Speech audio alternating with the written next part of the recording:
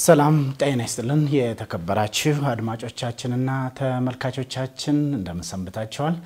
ዛሬ የምንገኘው በሶማሌ ክልል ጅጅጋ ከተማ ነው። የዛሬው እንግዳችን ደግሞ የክልሉ ምክትል ርዕሰ መስተዳድር አቶ ሙስጠፋ መሐመድ ዑመር ናቸው። እንግዲህ እስከ መጨረሻው ማስተናግዳችሁ ደጀኔ ጉተማ ነኝ። በቀረጻው በኩል የክልሉ ቴሌቪዥን ባለሙያዎች ከኔ ጋር ይገኛሉ። ላመሰግናቸው እወዳለሁ። እንግዲህ ምክትል ርዕሰ መስተዳድር አቶ ሙስጠፋ ዑመር እዚህ ቤተ መንግስት የክልሉ ቤተ መንግስት ጋብዘውን ከኛ ጋር ቃለ መጠይቅ ለማድረግ ስለ ፈቃደኛ ስለሆኑ በኦሮሚያ ሚዲያ ኔትወርክ ተመልካቾችና አድማጮች ስም ከልብ አመሰግናለሁ። አመሰግናለሁ። ዌልካም በጋነጋ ድፍታ በጣም አመሰግናለሁ። እኔም ሶማሊኛ መማር ነበረብኝ በቆይታዬ። እስኪ በመጀመሪያ ደረጃ ምክትል ርዕሰ መስተዳድር ሙስጠፋ መሐመድ ዑመር ብዙውን ጊዜ ምክትል ርዕሰ መስተዳድር በሶማሌ ክልልም በኦሮሚያም በትግራይ ምታያልና ሌላ ይሄ ምክትል ሌላ ዋና አለ ማለት ነው። ምንድነው ለምንድነው እንደዛ የሚሆነው? ሌላ የለም፣ የአሰራር ሁኔታ ነው። ብዙ ጊዜ በፕሬዝዳንትነት መቀመጥ የሚችሉት የፓርላማ አባል የክልሉ ምክር ቤት አባል የሆኑ ስለሆነ በነበረው ክፍተቶች ዙሪያ ደግሞ የታመነባቸው ሰዎች በትግራይም በኦሮሚያም በሶማሌም የክልሉ ምክር ቤት አባል ስላልነበሩ ይሄንን የህግ ክፍተት ለመሙላት በምክትል ፕሬዝዳንትነት ታይትል እንዲሰሩ እንጂ ሌላ አለ ማለት አይደለም። መልካም። እንግዲህ አቶ ሙስጠፋ መሐመድ ዑመር አሁን ወደ ስልጣን ከመጡ አንድ አመት ሆኗል። በመጀመሪያ ደረጃ እንኳን ለአንድ አመት የፕሬዝዳንትነት ጊዜ በሰላም አደረሰዎት ለማለት ፈልጋለሁ። እስኪ በዚች በአንድ አመት የስልጣን ጊዜ ውስጥ ለዚህ አካባቢ በተለይ ለሶማሌ ክልል ምን አንኳር የሆኑ ስራዎችን ሰራው ይላሉ? ስኬትስ ምን ስኬት አስመዝግቧል? ያሉ ስኬቶችስ ምንድናቸው? ያለፉትን አንድ አመት እስኪ መለስ ብለን እንገምገም። አመሰግናለሁ። አንደኛ እንደምታውቁት የዛሬ አንድ አመት ክልሉ ኦልሞስት ወደ መፍረስ የተቃረበበት ሁኔታ ነበር። ከፍተኛ የክልሉ አመራሮች ባደረሱት ጥፋት ተጠይቀው ክፍተት ተፈጥሮ ነበር። በተጨማሪም በመካከለኛ አመራር ደረጃ ያለው እስከ ቀበሌ ወረዳ መዋቅር ድረስ የፈረሰበት ሁኔታ ነበር። የዛሬ አመት እዚህ ስንመጣ ያንን ሞልተናል። የተለያዩ አስተዳደር መዋቅሮችን ብቁና በተማሩ የሶማሌ ልጆች እንዲሁም ወንጀል ባልፈጸሙ እና በህብረተሰቡ ውስጥ ታማኝነት ያላቸው በአብዛኛው እንዲሞሉ አድርገናል። ፕሮሰሱም በጣም ኢንክሉሲቭ እና ፓርቲሲፓቶሪ አሳታፊ እና ሁሉንም አቀፍ ስለነበር የቅቡልነት አዲሱ መስተዳደር ቅቡልነትን አሳድጓል። በሚሊጂትመሲ ያሳደገበት ሁኔታ ነው ያለው። አንደኛ ስራው ይሄ ነበር፣ ክልሉን እንደገና ማዋቀር። ሁለተኛ ጸጥታ መዋቅሩንም እንደዛው ፈርሶ የነበረ ኦልሞስት ሊፈርስ የደረሰ በአካል ቢኖርም በአስተሳሰብ ችግሮች የነበሩበት ስለነበር እሱንም እንደገና የማዋቀር ልዩ ፖሊስ ሚሊሻ እንደገና አዋቅረን ከችግር ፈጣሪነት ወደ ሰላም አስከባሪነት እንዲገቡ አድርገናል። ይሄም ተሳክቷል።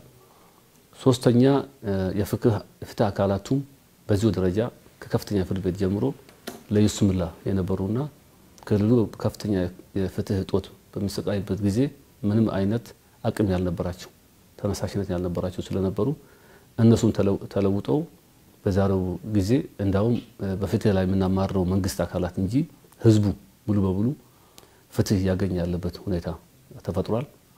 እነኚህ እንግዲህ በአስተዳደር ደረጃ የተደረጉ ስራዎች ናቸው።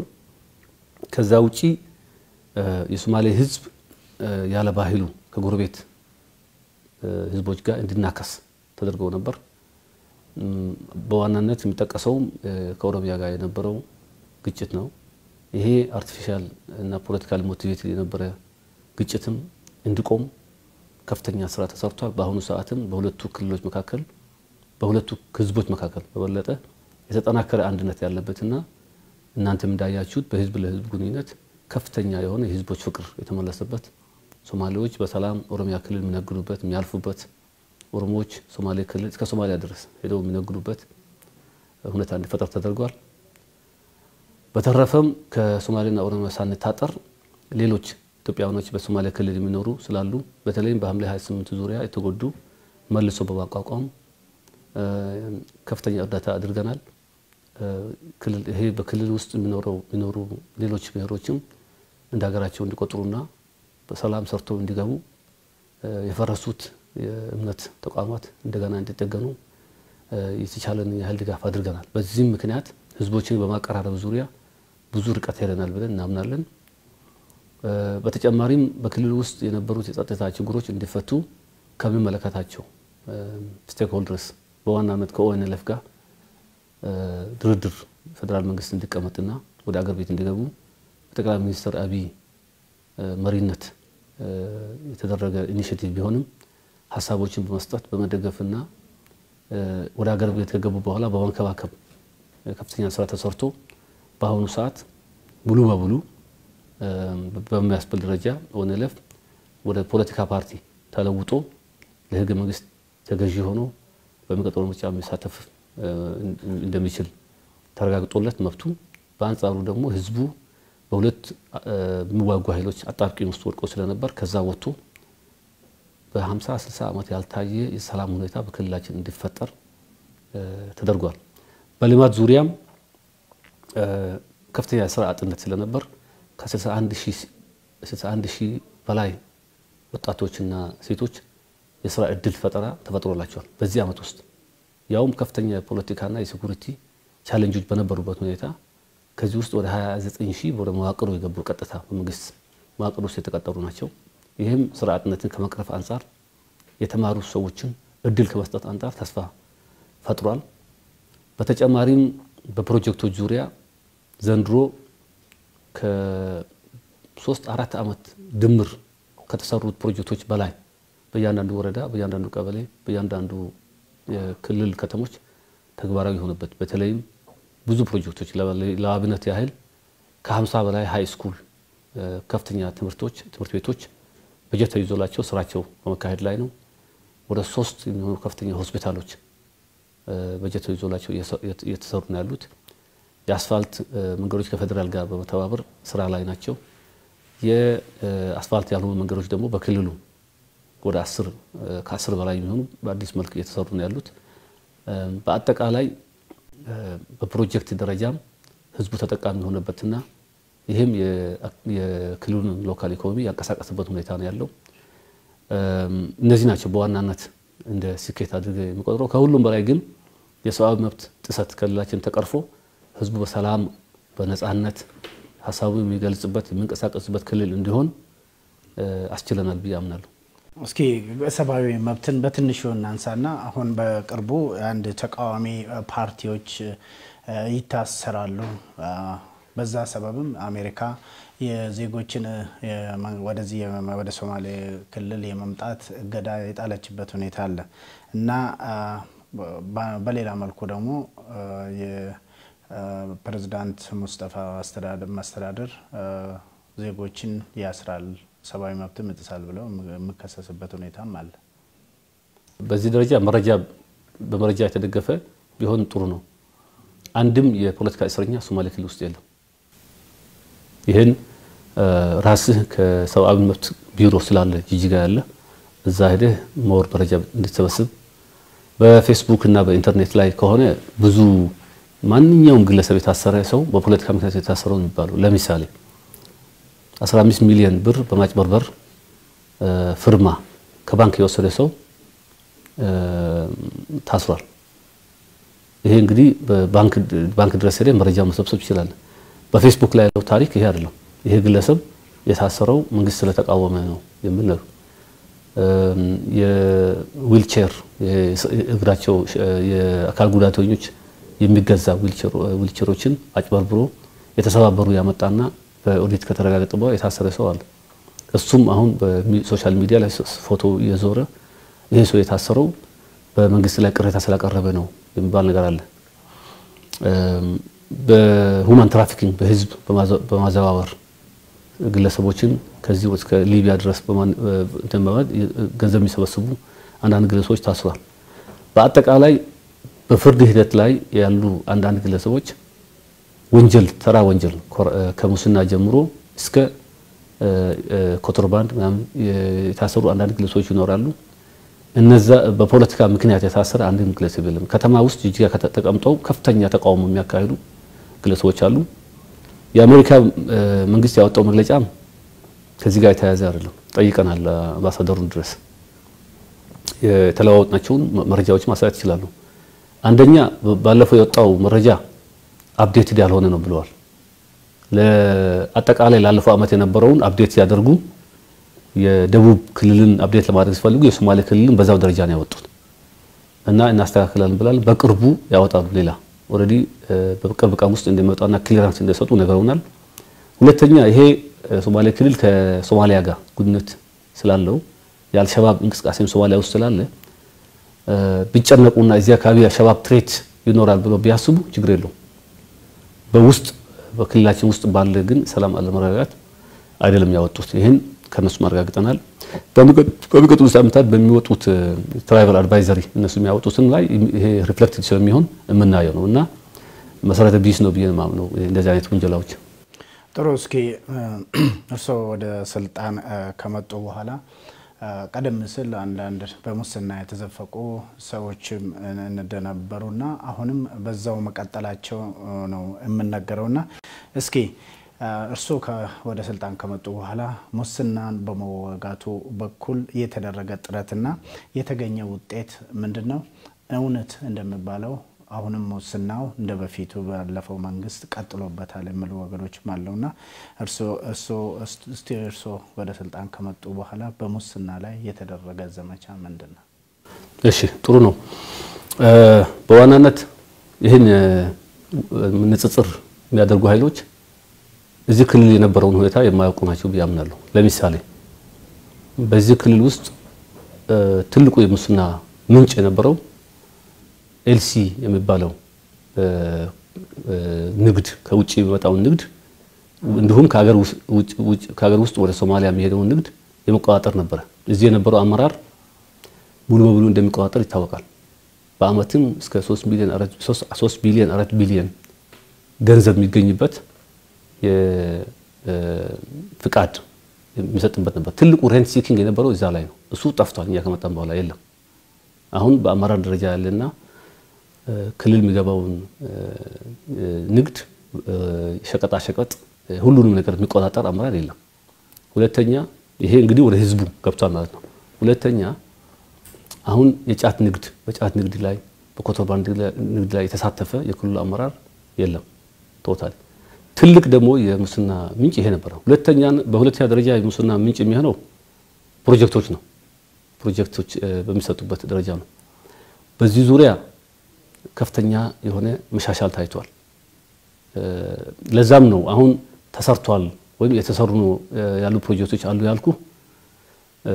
ተጨባጭ ኢንዲኬተሩ ከዛ ነው የሚነሳው።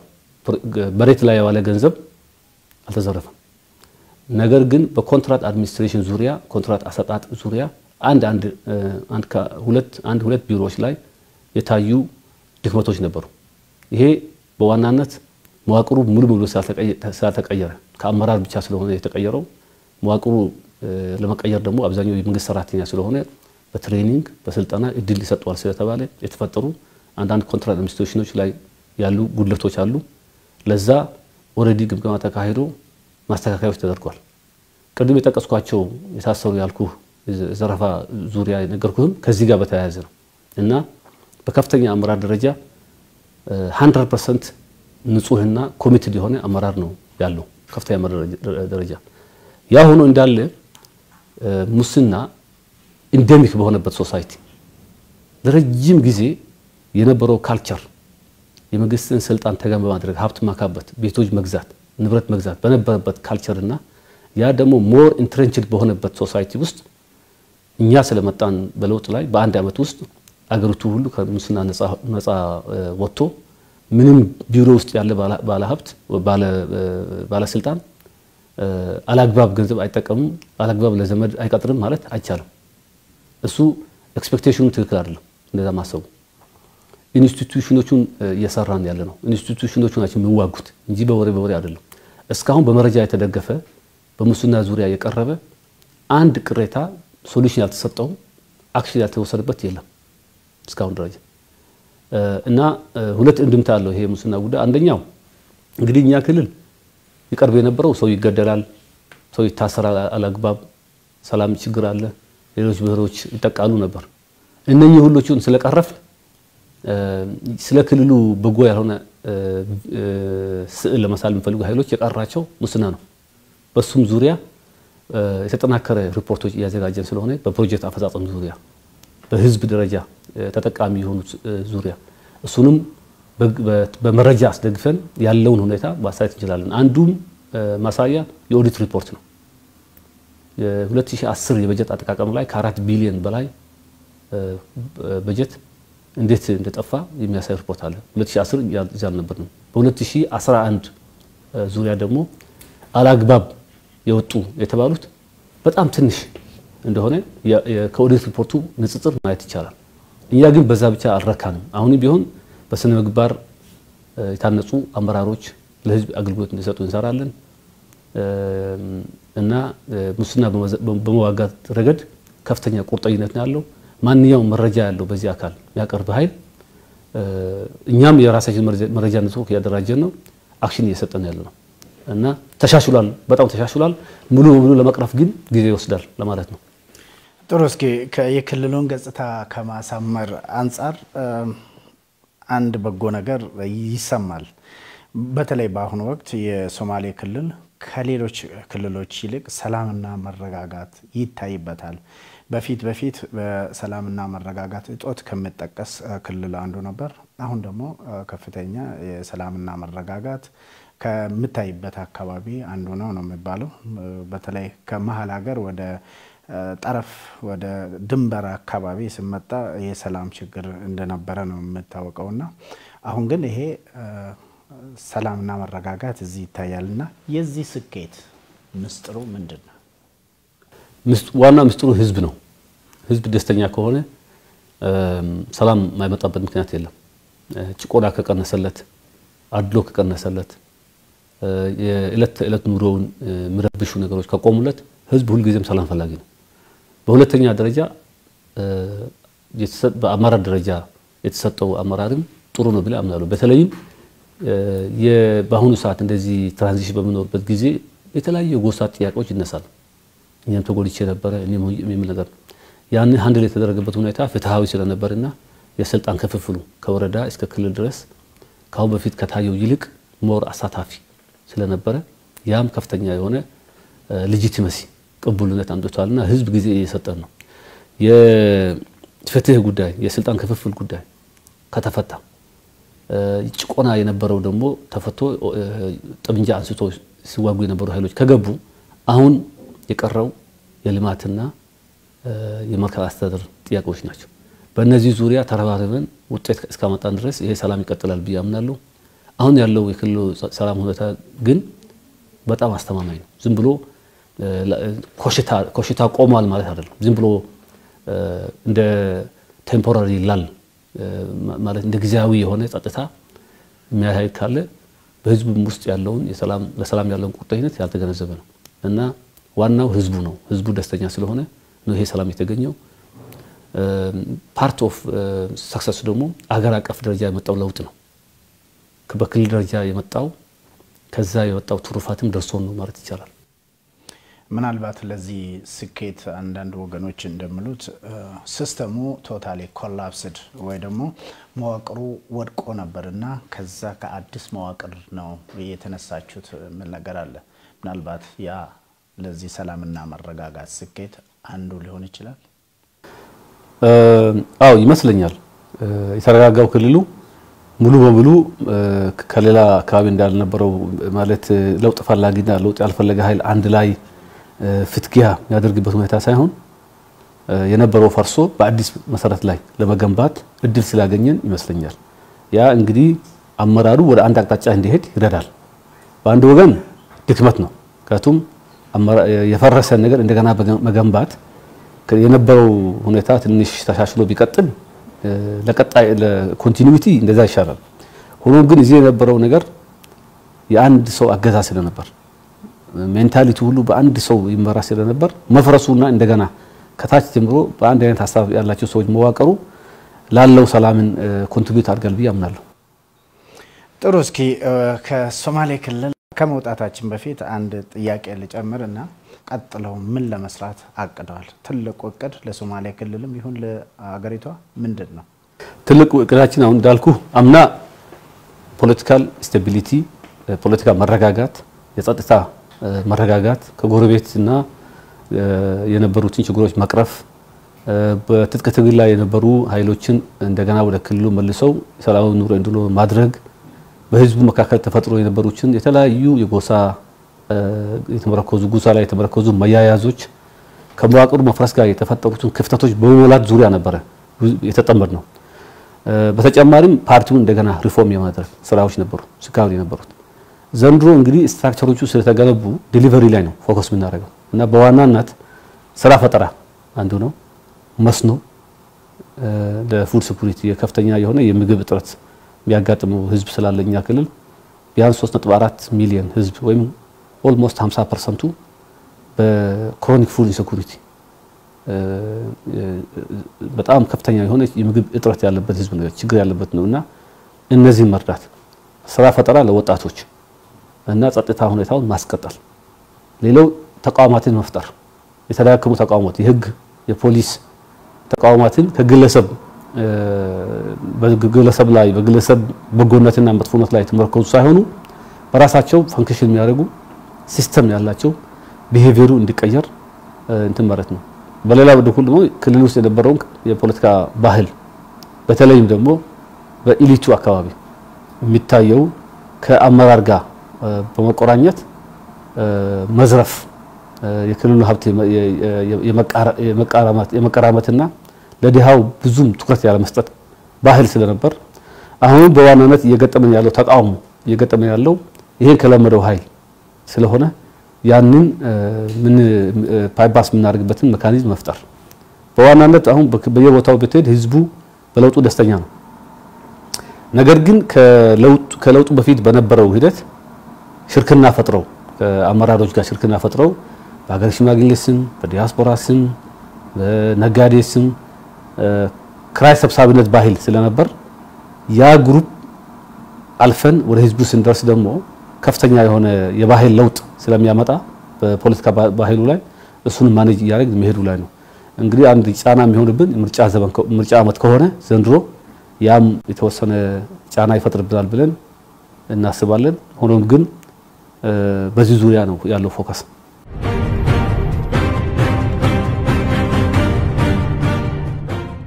ስለ ምርጫ አነሳለሁ ብዬ ነበርና እርሶ ካነሱ ዘንዳ ለምርጫ የእርሶ ፓርቲም ይሁን የሶማሌ ክልል ለምርጫ ምን ያክል ተዘጋጅተዋል? አንዳንድ ወገኖች ምርጫው ይራዘም የሚሉ አሉ፣ ሌሎች ደግሞ ቶሎ ይደረግ የሚሉም አሉ፣ በጊዜው ይደረግ የሚሉ አሉ። ምን ያክል ተዘጋጅታችኋል? የተነጋገርነው እና አቋም ደረጃ የወሰድነው እንደ መንግስትም እንደ ፓርቲም የለም። በግሌ ግን ምርጫ ቢካሄድ ጥሩ ነው የሚል ሐሳብ አለኝ።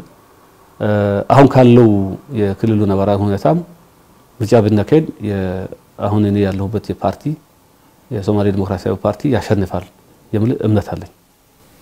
ጥሩ እስኪ ከሶማሌ ክልል ወጣ ብለን ሌሎች ሀገራዊ ጉዳዮችንም ለመዳሰስ እንሞክራለን። በዚሁ አጋጣሚ ለአንደኛው አመቱ እንኳን በሰላም አደረሱት። ለሚቀጥለው አመት ስኬት ደግሞ መልካም ምኞቴን ለመግለጽ እወዳለሁኝ።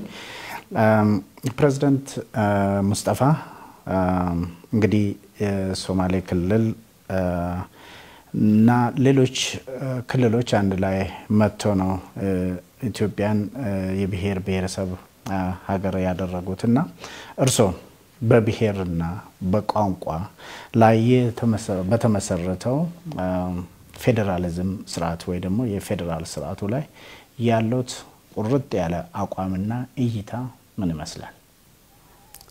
እደግፋለሁ። ፌደራሊዝም እና አሁን ያለውን አወቃቀር እደግፋለሁ። በዚህ ዙሪያ ምንም ብዥታ ኖር አያውቅም። በተደጋጋሚ ሚዲያ ላይ ማያቸው አንዳንድ ነገሮች አሉ። እንግዲህ አንዳንድ ጊዜ አንዳንድ ዲስከሽኖችን ወደ ሞር ኢንተሌክቹዋል ሲትወስድ የሚፈጠር መዛባት ሊሆን ይችላል። እያልኩ ያለሁት አሁን ያለው ፌደራሊዝም ጀኒውን መሆን አለበት፣ ትክክለኛ እና ቃል ባለፉት 27 ዓመታት በተወሰነ ደረጃ የብሔር ጥያቄዎች ተመልሰዋል። ነገር ግን የተመለሱበት አግባብ ወይ ተሟላ አይደለም ወይም ደግሞ በጥላቻ ላይ ተመረኮዘ ነበር የሚል ሐሳብ አለኝ። አንደኛ የተሟላ አይደለም ስል ጀኒውን የሆነ ትክክለኛ የሆነ ፌደራሊዝም አልነበረም። ብዙ ክልሎች በሞግዚት ነው የሚተዳደሩት። ለዛም ነው አሁን አንዳንድ ጊዜ አሁን ለፌደራሊዝም ጥብቅና ቆም ያለው የሚሉ ኃይሎችን ትርከት ማልቀበለው ለዛ ነው። ምክንያቱም 27 ዓመት ሙሉ ፌደራሊስት ያልነበረ በሞግዚት ሲያስተዳድር የነበረ ኃይል በተፈጥሮ ኢምፔሪያሊስት የሆነ ኃይል አሁን ፌደራሊዝም የሚል ቋንቋ ሲያነሳ አይ እናንተ የምትሉ ፌደራሊዝምና እኛ የምንፈልገው የተለያየ ነው የሚል እንትን ጥያቄ ብዙ ጊዜ ማለት ነው። ትክክለኛ ፌደራሊዝም ጄኒውን ሰልፍ ሩል ህዝቦች በራሳቸው እንዲተዳደሩ የሚፈቅድ መሆን አለበት። በጥላቻ ነበር ያልኩት ደግሞ ታሪካዊ የነበሩ ቁርሾችን በማንሳት አንድ ህዝብ ላይ እንዲነሳ የማድረግ አዝማሚያ የነበረው ነው። ይሄ ደግሞ መሆን ያለበትም ለሀገር አንድነት አይጠቅምም ባይ ነኝ። ምክንያቱም በሶማሌና በኦሮሞ መካከል መጨረሻ ላይ የተፈጠረው ሁኔታ እናውቀዋለን። በተለያዩ ቦታዎችም በብሔሮች መካከል ጥላቻ ተሰብኮ ወደ ግጭት ተገብቷል። ራስን ማስተዳደር እንዳለ አንድ ላይ ሆኖ ሌላው መጥላት ግን ከፌደራሊዝም ኮንሰፕት ጋር የተያያዘ ነው አላምነው። ህዝቦች ጎረቤት የሆኑም ያልሆኑም በሰላም አብሮ መኖር አለባቸው የሚል አቋም አለኝ። በዚህ ዙሪያ እንደ ሀገርም ለመቀጠልም ህዝቦች መተሳሰብ አለባቸው። የብሔር አይደንቲቲ ወይም የብሔር ማንነትና አገራዊ አንድነቱን በጎን ለጎን ማስከሄድ መቻል አለበት እንደ ሀገር ለመቀጠል የሚል ሐሳብ አለኝ። ይሄም አሁን ያለው በፌደራል ደረጃ ያለው መንግስት ካለው አቋም የተለየ አይደለም። ሁለቱን ያጣጣምን መሄድ አለብን። ካልሆነ ወደ መፈረካከስ አገሪቷ ልትሄድ ትችላለች የሚል ስጋት ስላለ ነው። በዛ ዙሪያ ያለኝ አቋም ይሄ ነው፣ ግልጽ ነው። እንግዲህ እስኪ ትንሽ ለማብራራትም አንዳንድ በርሶ ላይ ምንነሱ አስተያየቶችንም በዚህ አጋጣሚ ለማየት ነው። አቶ ሙስጠፋ ዑመር ይሄ የፌደራሊዝም እንዲፈርስ ነው የሚፈልጉት ወይ ደግሞ የተወሰኑ በአቅጣጫ እንዲሆን ነው የሚፈልጉት። ሌሎች ደግሞ ፌደራሊዝሙ ቀርቶ ማለት በብሔር ላይ እና በቋንቋ ላይ የተመሰረተው ፌደራሊዝም ቀርቶ በጂኦግራፊ እንዲሆንም ይፈልጋሉ ተብሎ በርሶ ላይ ብዙ ይጻፋልና በዚሁ አጋጣሚ በሶሻል ሚዲያ ላይ እነኚህና ሌሎች ነገሮች በብዛት ይጻፋሉ። እንደውም ዛሬ አሁን ቃለ መጠይቅ ከማድረጋችን በፊት ከኦኤምን ጋርም ቃለ መጠይቅ ለማድረግ ፈቃደኛ አልነበሩም ተብሎም ይጻፋልና እስኪ ከዚህ ከፌደራሊዝም ላይ በሌሎች ጉዳዮች ላይ እርሶ ላይ አንዳንድ ከመነሱ ትችቶች መነሻቸው ምንድነው? ፌደራሊዝም ላይ ያለው አቋም በትክክል በብሔርና በቋንቋ ላይ የተመሰረተ ነው? ካልሆነ ምን አይነት ፌደራሊዝም በቀጥታ ይደግፋሉ እርሶ? ጠቅሻለሁ ከቀደሙን በዚህ ላይ ያለኝ አቋም በፌደራሊዝም ላይ ግልጽ ነው። አሁን ያለው ፌደራል አወቃቀር ደግፋለሁ።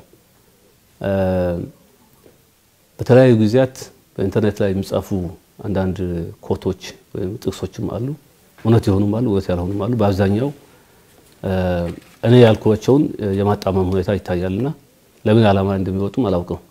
ብዙ ጊዜ አሁን መጨረሻ ኦኤምን ቃለ መጠይቅ አልሰጥም የሚል ትላንትና በሰፊው ሲበተን የነበረ እንዳለ ታውቃለህ። በትምህርት ፖሊሲ ዙሪያም በኦኤምንም ላይ ከማንም ጋር ያደረኩት በስብሰባም ይሁን በግሌም ያደረኩት ንግግር የለም ለምሳሌ። ስለዚህ ትላንት ይሄን ሳይ ገርሞኛል። የት ነው የጠም በፌደራሊዝም ዙሪያ ላይ የሶማሌ ህዝብ የታገለው ይህን ሁሉ ዓመታት ለጀኒውን ሰልፍ ሩል ነው፣ ራሱን ለመምራት ነው። እኔ የሚመራው የሶማሌ ህዝብ ነው። ከሶማሌ ህዝብ ፍላጎት ውጪ ማራምደው ምንም ኢንትረስት የለኝም። ባለፈው በጂኦግራፊካል ዙሪያ የተነሳው ሰሜን፣ ደቡብ፣ ምስራቅ፣ ምዕራብ እንዲባል ፈልጋለሁ የሚለው መነሻው ባህር ዳር ላይ ያደረጉት ንግግር አይደለም። ባህር ዳር ላይ ያደረጉት ንግግር እንደዛ አይደለም፣ የተለየ ነው።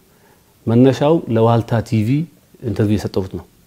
እሱን ማንም ሄዶ ማዳመጥ ይችላል። እንደዛ አይደለም ኮንሰፕቱ። እንዳውም እዛ ላይ ዲፌንስ አድርገ የነበረው አሁን ሰሜን፣ ምስራቅ፣ ምዕራብ ብንል ያለው ነባራዊ ሁኔታ ይሄን ይደግፋል ወይ የሚል ጥያቄ ነው የተነሳው። መሆን አለበት ሳይሆን ስለማይደግፍ አሁን ያለው ሪያሊቲ በኢትዮጵያ ውስጥ ያለው የሶሻል ገዢው ሐሳብ በብሔር ላይ የተመረኮዘ አስተሳሰብ ነው ያለው። ስለዚህ ከዛ መውጣት አይቻልም። አሁን ባለው ሁኔታ ፌደራሊዝም ላይ ጥያቄ ማንሳት አይቻልም። አሁን ባለው ፌደራሊዝም ላይ ለወደፊቱ ሶሻል ኮንዲሽኖቹ ተለውጠው የክላስ ኢንተራክሽኖች ሲፈጠሩ ሌላ የተለየ ሁኔታ ቢፈጠር ሊፈጠር ይችላል የሚል እንድብታ የነበረው ነው። አሁን ይሄን እንግዲህ አንድ ጊዜ በጠባብ መድረክ እንደዚህ ኢንተሌክቹዋል ዲስከሽኖች ማድረግ ያለባቸው ነገሮች ናቸው። በግልጽ እንደዚህ በሚዲያ ላይ ሲወጡ ኮንፊውዝ ሊያደርጉ ይችላሉ። ሆኖም ግን አሁን ያለው ፌደራሊዝም ኢትዮጵያ መልቲናሽናል ፌደራል ስቴት ሆና መቀጠል አለባት ነው የናቋም። ህብረ ብሔራዊ ፌደራል አገር ሆና መቀጠል አለባት። የብሔሮች መብት መከበር አለበት። በዚህ ዙሪያ የተገኙት ጌይንስ በዚህ ዙሪያ የተገኙት መቀጠል አለባቸው። መስተካከል ያለባቸው ደግሞ ለምሳሌ እንደ ሞግዚት አስተዳደር መቅረት አለበት በየቦታው። ሁለተኛ ደግሞ የብሔሮች መብት ሲከበር ብሔሮችን በሚያጋጭ መልኩ መሆን የለበትም። በመሬት ዙሪያ ይሁን በአንዳንድ ጥያቄዎች ይሁን ኦሮሞና ሶማሌ የሚገዳደል ከሆነ አማራና ትግሬ የሚገዳደል ከሆነ ወላይታና ሲዳማ የሚገዳደል ከሆነ ይሄን ጉዳይ የሚያመጡ የጥላቻ ትርከቶች መቆም አለባቸው የሚል አቋም አለኝ እንደ አገር ለመቀጠል እና አገር እንዳይፈርስ እፈልጋለሁ። ፌደራሊዝም እንዲፈርስ አልፈልግም። አሁን እንግዲህ ቀደም ሲል በዚህ በሶማሌ ክልልም የሰላምና መረጋጋት አንዱ ካመጡት ነገሮች አንዱ በሀገሪቷ የታየው ለውጥ ነው ብለው ነበርና እሱን ለውጡን እንዴት ያያለው? ያጋጠመው ችግር አለ ወይ? ለውጡንስ ወደፊት ለማስቀጠል ምን መደረግ አለበት ይላሉ? እኔ በለውጡ ዙሪያ ያለኝ ሐሳብ በአብዛኛው ፖዚቲቭ ነው። ማለት የታዩ ችግሮችንም የሚጠበቁ የነበሩና ጅብ ያስባለሁ። ያለው የነበረው ችግር አንፃር ሲታይ አሁን ለውጡ በአንድ አመት ውስጥ እነዛ ሁሉ ተቃርኖዎችን ይፈታል የሚል ሐሳብ ኤክስፔክቴሽን ስላልነበረኝ ከመጀመሪያው አሁን አገሪቷ ያለችበት ሁኔታ ጥሩ ነው። የህግ በላይነት ማስከበር ላይ ችግሮች ነበሩ። አሁን የተሻሻለ ነው። በየቦታው እየታየ ነው። በፍትህ ዙሪያ የመጣው ለውጥ ከፍተኛ ነው። ሰዎች እንደዱ አይገረፉም፣ ዝም ብለው አይታሰሩም። ከታሰሩም በህግ ዙሪያ ያለው ሁኔታ ከድሮ የተሻለ ነው ያለው ሁኔታ ነው። ስለዚህ በእኔ እምነት ለውጡ ጥሩ ሁኔታ ላይ ነው ያለው። በአንድ አመት ውስጥ ሁሉም ችግሮች ይፈታሉ የሚል ኤክስፔክቴሽን ስላልነበረኝ ምናልባት የራሴ ክልል ሁኔታ ኢንፍሉዌንስ አድርጎኝም ሊሆን ይችላል። ክልላችን ውስጥ ያለው ለውጥ በጣም ተጨባጭና መሬት የወረደ ስለሆነ በሱም ባያዝድ ሆኜ ሊሆን ይችላል። በአጠቃላይ ግን ስለ ለውጡ ያለኝ አስተያየት ጥሩ ነው። ጥሩ ነው። ግን በዛ ፍጥነት እንዲሄድ ህዝቡ በሚፈልገው ፍጥነት እንዲሄድ ምን ማድረግ አለበት? ያው ተቋማትን አጠናክሮ መሄድ ነው። ተቋማት ግንባታ ደግሞ ጊዜ ይወስዳል እና የህዝቡ ኤክስፔክቴሽን ይገባኛል። በአንዳንድ ቦታዎች ለውጡ ነውጥ ነው የሚል ሐሳብ ያለው ህዝብ አለ። በአንዳንድ አካባቢዎች ለውጡ ተቀልብሷል ብሎ የሚያስቡ ኃይሎች ይኖራሉ። በአንዳንድ አካባቢዎች ስል ብሔሮችን ማለት አይደለም። በፖለቲካ እይታ የተለያዩ ሰዎች የተለያዩ ዲፊኒሽን ይኖራቸዋል። ይሄ ደግሞ የሚጠበቅ ነው።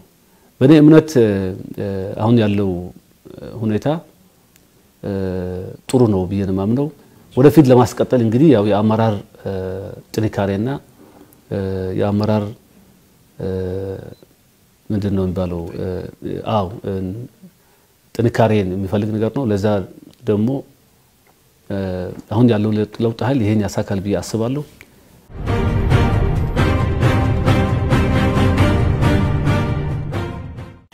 እስኪ ወደ ሶማሌና ኦሮሞ ህዝቦች ግንኙነት እንምጣና እንደምታወቀው ህዝባዊ ወያኔ ሓርነት ትግራይና ተከታዮቹ በፈጠሩት ችግር በኦሮሞና በሶማሌ ብሎም በሁለቱ ክልላዊ መንግስታት መካከል ተወሰነ ቅራኔ ተፈጥሮ እንደነበር ይታወቃልና አሁን ከለውጡ ወዲህ ሰላምና መረጋጋት ቅድም እንዳልነው ይታያል ነው እስኪ ይሄ ለውጥ ላይ እንዴት ሊደረስ ቻለ በተጨባጭ ይሄ ለሌሎቹም አካባቢ ተሞክሮ እንዲሆን ይሄ አሁን እየታየ ያለው ሰላም በድንበር አካባቢ በተለይ በሁለቱ ህዝቦች መካከል እንዴት ሊመጣ ቻለ ችግር ፈጣሪዎቹ ስለተወገዱ ነው አንደኛው በክልልም በአገር አቀፍ ደረጃም ይሄ ችግር እንድነሳ የሚሰሩ የነበሩ ኃይሎች አሉ እነዚህ ኃይሎች ኮንትሮባንዲስት ጋር የተያያዘ ብልሽቶች ነበሩ በዚህ ዙሪያ ይሄ ኔትወርክ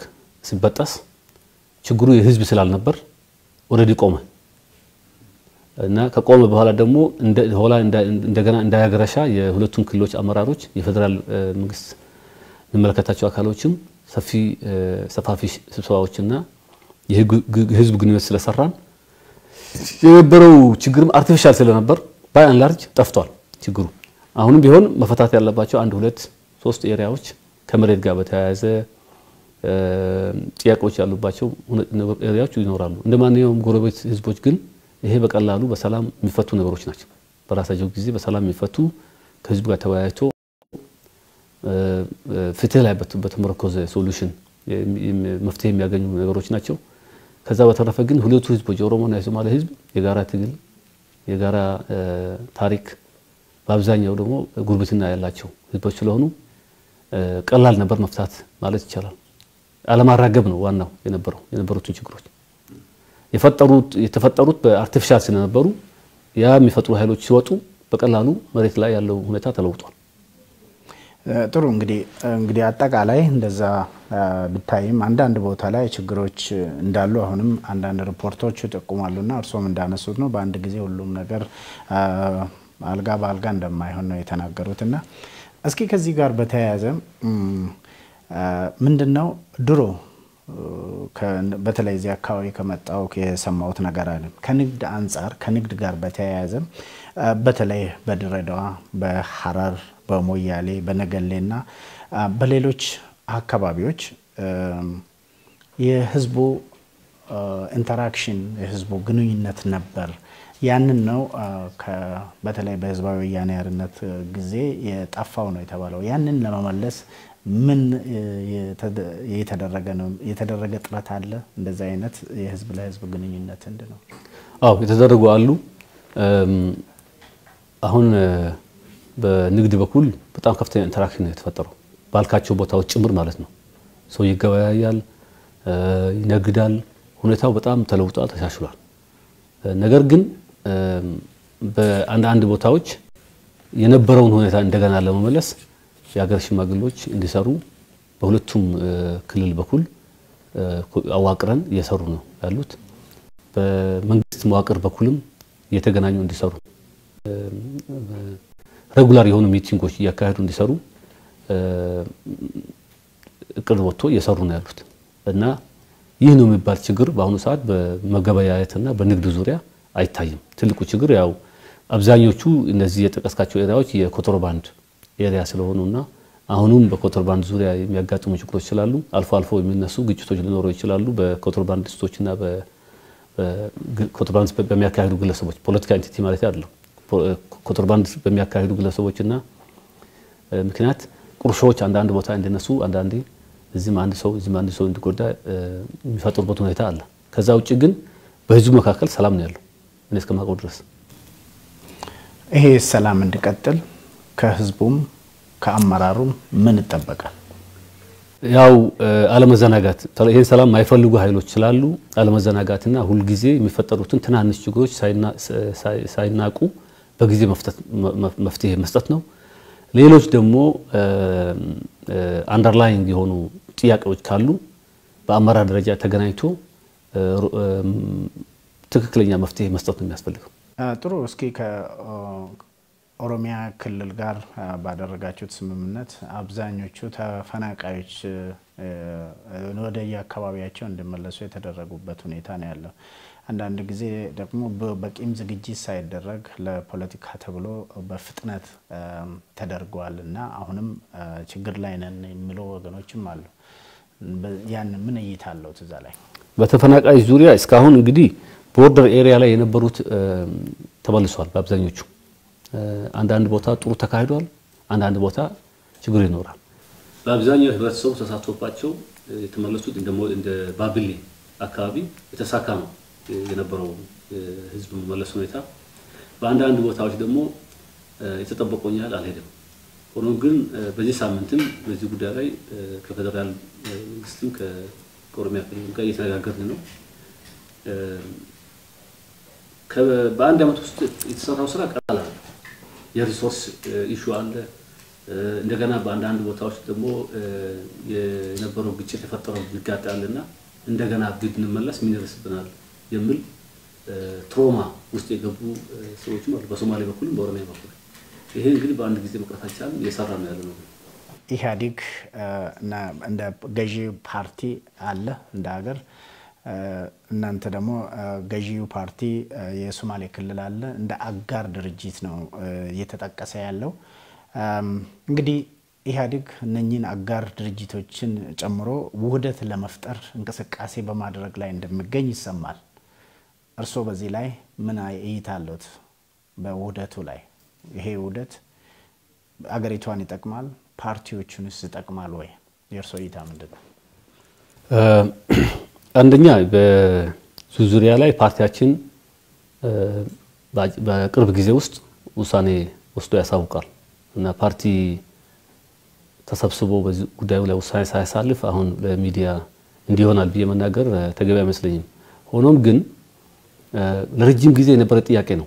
ይሄ የሶማሌ ክልል ደረጃ በሴንተሩ ላይ ሮላችን ቀንሷል። ሮላችን የቀነሰው አላግባብ አጋር ተብለን ስለተገፋን ነው የሚል ጥያቄ ነበር በሶማሌ ክልል በኩል የሚቀርብ የነበረው። እንግዲህ እንዴት ነው ሴንተሩ ላይ ምን ሄደው እምለው ላይ ምን ተጠያየቀው እንጂ የሴንተሩ ፖለቲካ ላይ ጆይን ማድረጋችን ጥያቄ ያለው ሰው የለም። መካኒክሱ ነው አሁን ጥያቄ ያለው። ይሄም በፕሮሰስ ላይ ያለ ጉዳይ በእጅ የተያዘ ጉዳይ ስለሆነ ያንን አሁን ቀጥሎ የሚመጡትን ዲስከሽኖች ፕሮጁዲስ ላለማድረግ በሐሳብ ደረጃ ጠንካራ የሆነ ፓርቲ ቢፈጠር ኢህአዴግ አሁን ያለበት ድክመቶችን ያርማል የሚል ሐሳብ አለኝ በግሌ። አሁን ያለው ኢህአዴግ ኦልሞስት በብዙ መልኩ ዲስፈንክሽናል የሆነ የሄደ ነው የሚል ግምገማ ነው ያለው። በተለያዩ ጊዜያት እየቀረበ ያለው ግምገማም ይሄ ይመስለኛል በህዝቡም በኩል በፓርቲው ራሱ። ይሄን ለመጠገን የሚወሰዱ እርምጃዎች ምንድናቸው ምን መሆን አለባቸው የሚል ዲስከሽን እየተካሄደ ስለሆነ ሐሳቡ ጥሩ መሆኑ እንዳለ ሆኖ ተወያይተንበት የክልል ወይም የፓርቲ አቋም ከወሰድን በኋላ በነገራችሁ የተሻለ ይመስለኛል። ጥሩ ነው እንግዲህ ከዛ በኋላ እኛም እንጠብቃለን። ግን ኢህአዴግ ራሱ ውስጣዊ ድክመት አለበት በመባልበት ሰዓት እነሱ ራሱ በደንብ አልተዋሃዱም በመባልበት ሰዓት እንደገና ደግሞ አጋር ድርጅቶች ወደዛ እነሱን ወደ ውህደት ለውህደት ራሱን እንደዚህ አይነት ቅድመ ዝግጅት ማድረግ ሌላው ደግሞ ይሄ አንድ ሀገራዊ ፓርቲ አንድ ወጥ ፓርቲ ከሆነ የክልሎችን የብሔር ብሔረሰቦችን ስም ወይ ደግሞ ውክልናም ያጣል። ስለዚህ ፌደራሊስት ከመሆን ይልቅ አንድ ወደ አሃዳዊነት ያመዝናል ብለው ከፍተኛ ስጋት ያለባቸው ወገኖች አሉና እርሶስ ምን ይላሉ? አንደኛ የውህደቱ ሜካኒዝም ምን ይሆናል የሚለው ይፋ ሳይወጣና እንዴት አድርጎ ነው ኢንተርፌስ የሚያደርገው? ለምሳሌ አንድ ሀገር ፓርቲ መኖሩ በፌደራል አወቃቀሩ ላይ ምን ኢፌክት አለው፣ በራስን በራስ ማስተዳደር ላይ ምን ኢፌክት አለው የሚለው ነገር ጥናቱ ላይ የተሰሩ ስራዎች ለህዝብ ሳይቀርቡና ሳይወጡ እንደዚህ አይነት ፍራቻዎች አለን ብሎ መደምደሙ ትንሽ የቸኮለ ይመስለኛል፣ በፕሪማቹር ይመስለኛል። በእርግጥ እንደዛ ነው ውህደቱ የታሰበው የፌደራል አወቃቀሮችንና የህዝቦችን የራሳቸው መብት በህገ መንግስት የተረጋገጡትን መብቶቻቸውን የሚለው ራሱ ጥያቄ መምጣት ያለበት ፉል ኢንፎርሜሽን ወጥቶ በውህደቱ ዙሪያ ያለው ዲቴል ከታወቀ በኋላ ይመስለኛል ያ በሌለበት ሁኔታ በአሳምፕሽን ገና ለገና እንዲህ ሊሆን በስፔኩሌሽን ገና ለገና እንዲህ ሊሆን ይችላል እንዲህ የነበረው እንዲህ ሊሆን ነው የሚለው ብዙም ውሃ የሚቋጥር አይመስለኝም በግልጽም ደግሞ እንደዚህ አይነት ኮንሰርን ያላቸው ኃይሎች ግማሹ ኮንሰርን ጄኒን ኮንሰርን ያለው እና ምናልባት ወደ ሀገራዊ ውህደት በፓርቲ ከተካሄደ እንደ ድሮ የሚታወቀው ጠንካራ ፓርቲ ስለነበር ይሄ ክልሎች አካባቢ ያለውን ሁኔታ አዳክም ወይ የሚል ፍራቻ ያለው ሊሆን ይችላል ሌላው ደግሞ በተቀላላ አሁን ያለውን ዲስፈንክሽን ለማረም የሚወሰዱ እርምጃዎችን የማይፈልጉ ኃይሎች የሚያስነሱት አባራ ሊሆን ይችላል ይሄ መለየት አለበት እና ቀደም እንዳልኩ ግን በእርግጠኝነት የሚነግርህ አሁን በፌደራሊዝሙ ዙሪያ ይሄ ነገር ኢምፓክት ይኖራል ብሎ እየጮሁ ያሉ ኃይሎች በአብዛኞቹ በተግባራቸው ፌደራሊስት ያልነበሩ ሰዎች ናቸው በተግባራቸው ፌደራሊስት ያልነበሩ ኃይሎች ትላንት ዲሲዥን ሜኪንግ ፖዚሽን ላይ በነበሩበት ወቅት በሞግዚት ያስተዳድሩ የነበሩት ሰዎች አሁን ዛሬ ተነስቶ ፌደራሊዝም ተጣሰ ናሬቲቭ ቢያመጡ በግል እንደ ሙስጠፋ ያንን እንደ ቀልድ ነው ማየው ለዘበት ነው ማየው ለፌደራሊዝም ጥብቅና ለመቆም ያስችል ሞራል ያለ አይመስለኝም ዛካባቢ ውህደቱ እንዴት ነው የሚፈጸመው የሚለውን መካኒክሱን ኦሬዲ በአገር አቀፍ ደረጃም የሚደረጉ ስራዎች ስለሚኖሩ እነሱን ካየን በኋላ ይሄ ነገር እንደዚህ ትክክል ነው ትክክል አይደለም እንላለን ኢህአዴግ ጆይን እናርግ አላልንም እኛ እንደሱ ማለት ነው እኛ ሴንተር ፖለቲካ ላይ እንሂድ ነው የኛ ጥያቄ በህዝብ ቁጥር በክልል ስፋት በመሬት ስፋት እኛም ፔሪፈሪ ላይ የሚያስቀረን ምን አይነት ምድራዊ መለኮታዊ ምክንያት የለም አሁን ካለው ሁኔታ ስለዚህ ሴንተር ላይ ነው መገኘት ያለብን የሚል ጥያቄ አለ ሴንተር ላይ እንዴት እንገኝ በብለው ዙሪያ ደግሞ አንድ አይነት ፖለቲካ ኢንተረስት ካሉን ኃይሎች ጋር እየተነጋገርን ያለ ነው ዲስከሽኑ አልቆ መቋጫ ሲያገኝ ብሪፍ እናደርጋለን ኢንሻአላህ እንግዲህ ይሄ ሁሉ ያለ በዚች ሀገር ፖለቲካ ውስጥ በእርሶ እይታ አሁን ኢትዮጵያ ወዴት እያመራች ነው ብለው ይገምታሉ እንግዲህ የኢትዮጵያ ህዝብ ጥያቄ በአሁኑ ሰዓት በተወሰነ ደረጃ የተመለሱት ጥያቄዎች እንዳሉ ሆኖ ያልተመለሱ ጥያቄዎች እንዲመለሱ ነው ያልተመለሱ ጥያቄዎች አንዳንዶቹ የፍትህ ጥያቄዎች አሉ የዲሞክራሲ በዋናነት ግን የዲሞክራሲ ጥያቄ ነው ዜጎች በዲሞክራሲያዊ መንገድ ኦርጋናይዝ እንዲሆኑ በዲሞክራሲያዊ መንገድ ሐሳብ እንደለዋወጡ በአጠቃላይ ያለው ይሄ ነው ኢትዮጵያ ስንል ደግሞ ሁሉንም አንድ ላይ ማያስ ስለማይቻል የአካባቢ ልዩነትም አለ በሶማሌ ክልል በእርግጠኝነት መናገር የሚችል በሶማሌ ክልል አካባቢ ያልተመለሰም ባሉ የልማት ጥያቄዎች የእኩልነት ጥያቄዎች አሉ በፌደራል ደረጃ ያለን ፖዚሽን እና ሼር እና ማንነታችን እንደ ኢትዮጵያዊነት እውቅናም ያላገኘበት ሁኔታ አለ ብሎ የሚያስቡ በርካታ የሶማሌ ክልል እንትኖች አሉ ድርጅቶችም ህዝቦችም አሉ እና እነዚህ ጥያቄዎች መመለስ አለባቸው በዋናነት ዲሞክራሲ ነው ኢትዮጵያ አሁን ያለው ጥያቄ በዛ ዙሪያ ደግሞ ኢንስቲትዩሽኖች መቋቋም አለባቸው ነው አሁን እንግዲህ ትራንዚሽን ላይ ስላለን የምርጫ ቦርድ እንደገና እየተዋቀረ ነው የድንበር ጉዳዮች እንትኖች እየተሰሩ ነው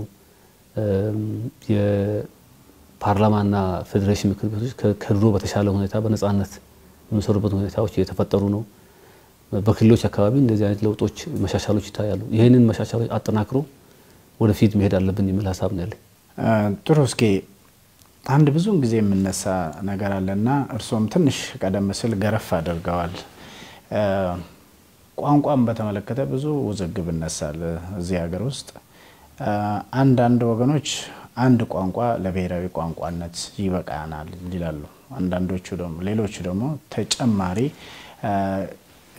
ብሔራዊ ቋንቋ ወይ ደግሞ የፌደራል ቋንቋ ያስፈልገናል ይላሉና እዚህ ላይ እስኪ ከለው ተሞክሮና ከሌሎች ሀገሮችም ካዩት ተሞክሮ ምን መሆን አለበት ይላሉ እንደው ቀደም ብለው ጠቅሷል ግን ትንሽ ለማብራራት ያክል መልቲሊንጓል የሆነ ሶሳይቲ ቢፈጥር እንጠቀማለን አንጎዳም ፖዳት ማተር እና በቋንቋ ላይ ያለው ክርክር ፖለቲሳይዝ ካልተደረገ በቋንቋ ደረጃ ብቻ ከታየ የተለያዩ አገሮችም መልቲሊንጓል የሆኑ አገሮች ስላሉ ከነሱ ተሞክሮች የሚጠቅሙ እንውሰድ ነው። በተረፈ ግን እኔ በግሌ አንድ ቋንቋ መሆን አለበት 3 ቋንቋ መሆን አለበት 4 የምለው ላይ ሐሳብ ከመስጠት ይልቅ እንደሚወክለው ክልል ሶማሌ ክልል ኢንተረስታችን ሴንተር ላይ ያለንን ሮል መጨመር እስካልኩ ድረስ ሴንተር ላይ ደግሞ የቋንቋም ጥያቄ ስለሚኖር ያንን ፑሽ ማድረግ አለብን እንጂ አሁን በሌሎች ክርክሮች ውስጥ መግባት ስላልፈለኩ በሶማሌ